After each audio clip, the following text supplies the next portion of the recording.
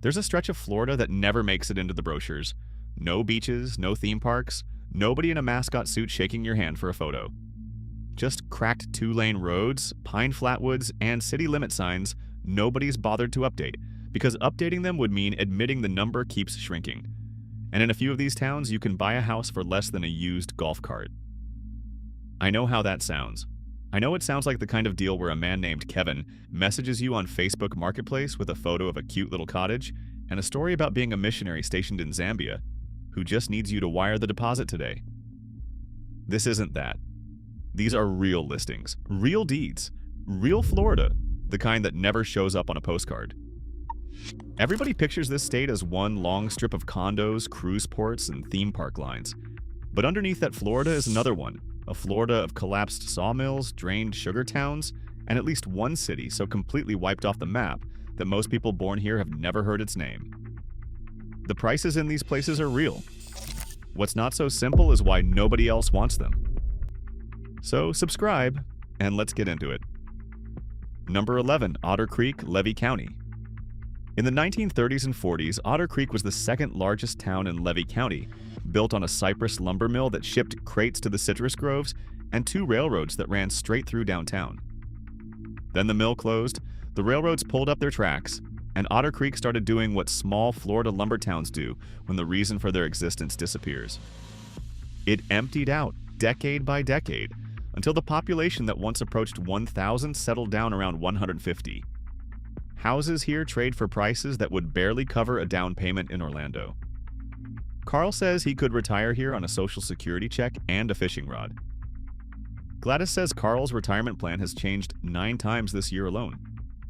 Number 10, Century, Escambia County. Up in the Panhandle, hard against the Alabama line, sits a town that named itself after the calendar. Century was founded in 1901 as a company sawmill town, and the founders figured, why not commemorate the new century while we're at it? For a while it worked. The mill ran, the town filled up, and by 1990, Century had a little over 2,000 residents. Today it's down to roughly 1,650, and the numbers underneath that figure are the real story. Nearly a quarter of residents live below the poverty line. Child poverty sits close to half. Unemployment runs at triple the national rate. You can find a house here for a fraction of what the same square footage costs an hour south in Pensacola. The mill's gone. The name stayed. Number 9, Cross City, Dixie County. Cross City is the seat of one of the poorest counties in Florida, a place where the median household income was barely $20,000 as recently as the year 2000. It's climbed since then, but the poverty rate still sits above 1 in 5 residents. What Cross City has going for it is space, quiet, and a housing market where the low end undercuts the county median by a wide margin. It's a real town with a courthouse, a school, and a grocery store, not a ruin. It's just a town the rest of Florida forgot to grow. Number 8, Horseshoe Beach, Dixie County. Keep driving west out of Cross City and the road just ends at the Gulf. That's Horseshoe Beach. Population around 165, nicknamed Florida's last frontier because the nearest gas station is 20 miles away. Back in 1935, waterfront lots here sold for $10 apiece, which tells you everything about how this town has always priced itself. In 2023, Hurricane Idalia walked straight over it, and a lot of longtime residents are now facing insurance premiums that cost more per year than their house is worth. You can still buy in cheap. Staying insured is another matter entirely.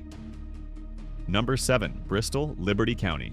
Liberty County is the least populated county in the state of Florida. Just under 8,000 people spread across more than 800 square miles, more than half of it swallowed by the Apalachicola National Forest. Bristol is the county seat, and Liberty County has the lowest median home price in Florida, under $80,000. That sounds like paradise until you factor in what's missing: hospitals, grocery stores, and jobs that pay enough to make the mortgage feel like anything other than a rounding error. Chad says a house that cheap practically pays for itself. I told Chad a house needs more than one owner who's never been asked to fix a well pump at 2 a.m.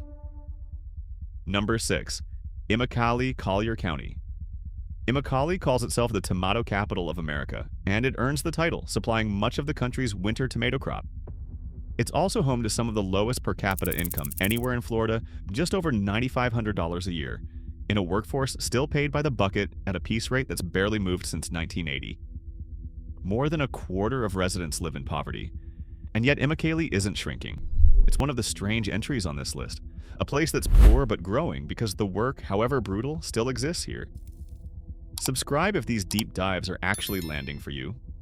That's the only thing keeping this channel running, so hit the button and let an old man know somebody's out there. Number 5. Pahokee, Palm Beach County. On the southeastern shore of Lake Okeechobee sits Pahokee, a farming town built on sugarcane and peat soil so rich it looks like chocolate. Unemployment here regularly tops 25%. A fifth of the population has left in the last 15 years, and the taxable value of the town's property dropped by a third between 2007 and 2014. Homes are cheap because there's nobody left bidding on them. Number 4. Belle Glade, Palm Beach County. A few miles down the lake from Pahokee is Belle Glade, known locally as Muck City. In the 1980s, researchers discovered Belle Glade had the highest per capita AIDS infection rate in the entire country, a statistic that put this small farm town in medical journals worldwide. In 2003, the FBI recorded the second highest violent crime rate in America here. By 2010, local law enforcement estimated half the young men in town between 18 and 25 had a felony conviction. None of that is ancient history. Belle Glade has spent decades trying to outrun a reputation it never fully earned on its own. Built instead by generations of poverty nobody upstream ever fixed. The houses are cheap. The reasons are heavier than a listing price can explain. Number 3. Brewster Polk County.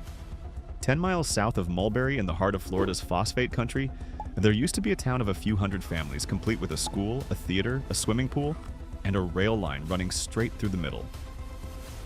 American Cyanomed built Brewster around its mining operation in 1910, and when the phosphate ran thin, the company shut it down in 1962 and gave residents a choice. Buy your house for pennies and move it, or watch it get demolished. Almost everyone left. Nobody has lived in Brewster since. A single smokestack still rises out of the scrub, visible from the road, the last thing standing where a town used to be. You cannot buy a house in Brewster, there isn't one left to buy. Number 2. Rosewood, Levy County.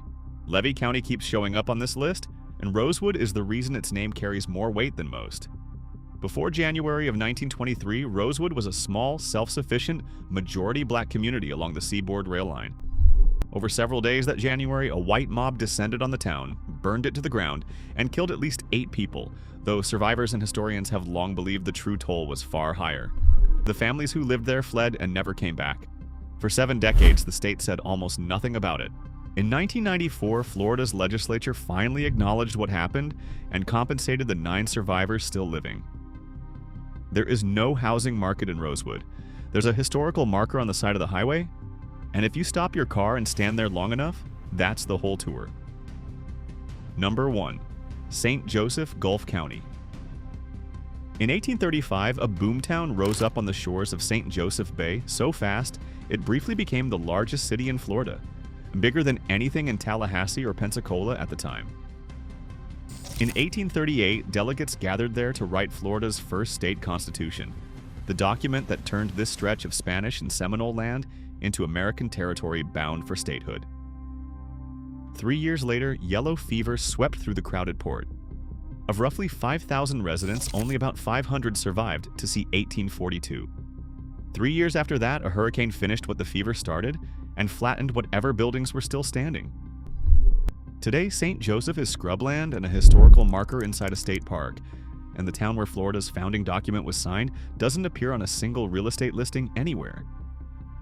You cannot buy a house here because the house, the church, the courthouse, and the 5,000 people who once called it home are simply gone. That's the most Florida story there is. Paradise, built fast, erased faster. Here's what nobody tells you about chasing a cheap deed in one of these towns. The purchase price is the smallest number in the whole transaction.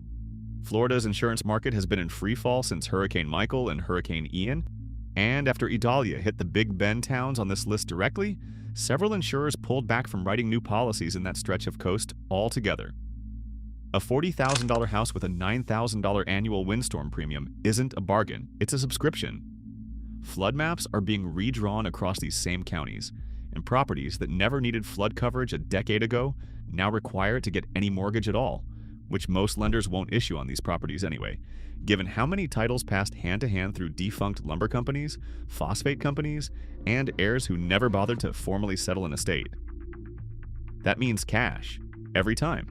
Add in septic systems older than the interstate highway system, wells that haven't been tested in decades, and a healthcare system that in some of these counties means a 40-minute drive to the nearest emergency room, and the math on that unbelievable price starts looking a lot more believable.